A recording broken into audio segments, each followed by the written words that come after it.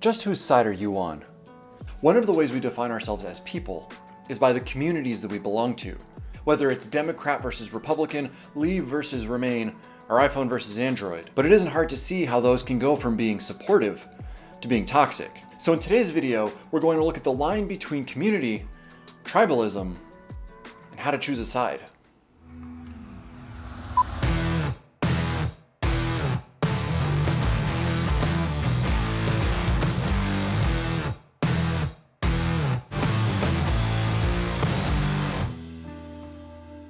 Hello, and welcome to the channel. Andre here. Ever since the pandemic started, I've been really heavily relying on virtual communities. Whether it's my online gaming group, my monthly D&D game, or reading comments on these videos by you guys, all of these things have been helping keep me sane by keeping me rooted in relationships that exist outside my front door.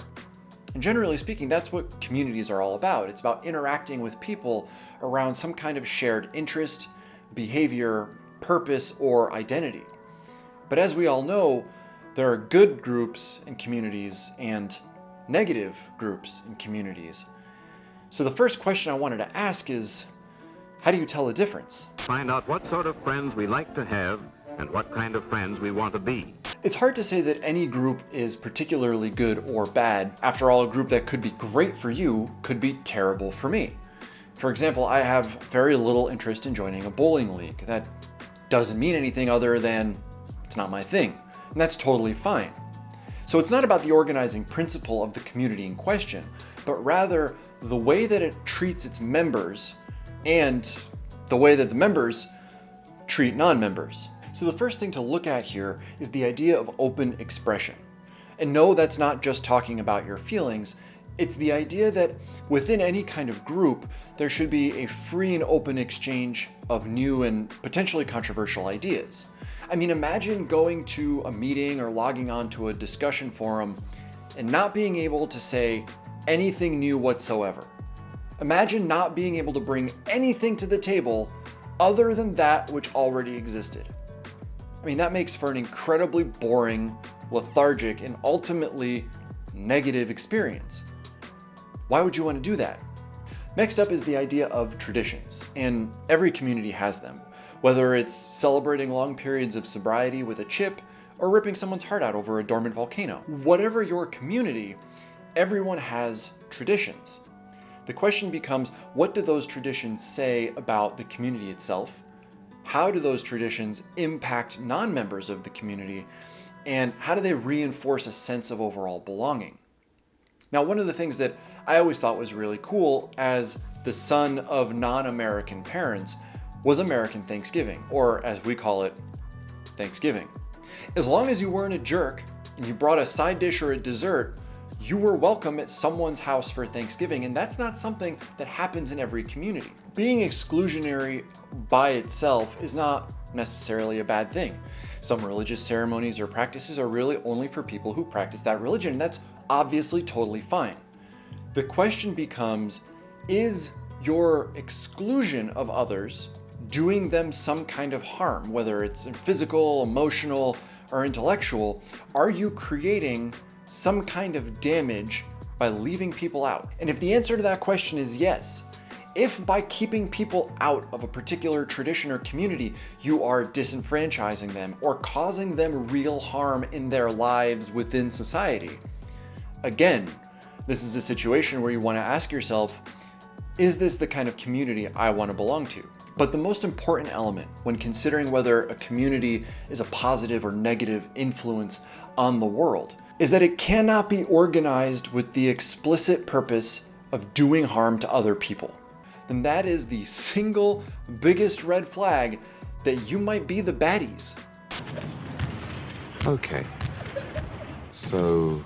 And these are the kinds of principles that have persisted throughout human history. Every society and civilization has just been a community of communities, with people working to their interests and strengths to move society forward. So when we talk about whether or not communities are positive or negative, we have to have an eye towards the way that we have evolved as a civilization from the dawn of time, whether it's ancient Egypt, ancient Greece, or the 13 original colonies, everyone was working together within some parameter of open exchange, positive traditions, and not harming the guy in the next town over just to get by. Are you gonna be on my side if I let you up? I'll do anything you say. To understand what a negative group looks like, you really just need to take the opposite of all the stuff we just talked about. These are groups that don't really emphasize free expression or the exchange of new ideas. Their traditions are oriented towards tearing down their perceived enemies, whether through derogatory language or actual physical attacks, and their organizing principle is centered around doing harm. These are the kinds of behaviors that take you from community to tribalism. And sometimes that can be okay, like if you're fighting a war against Nazis. But when your tribe starts to orient itself around the idea of cable networks, media personalities, or the phone you carry in your pocket, you might need to start rethinking your priorities. Why, you used to go around with them all the time. I know, but I don't like them anymore. I think one of the biggest challenges about communities is that they are constantly evolving, just like we are as individuals. And that creates a responsibility for us to be constantly aware of whether or not a community that we belong to continues to match our values as individuals. As the orientation and behavior of a community evolves over time, it might become necessary to leave that group and to move on to something else, and that's okay. Players leave teams, sequels don't live up to the hype, political parties change their platforms. This is what happens because nothing is permanent in life, and something that seems okay today might not seem okay tomorrow. When The Phantom Menace came out, I saw it in theaters 5 times. 5 times I saw that movie.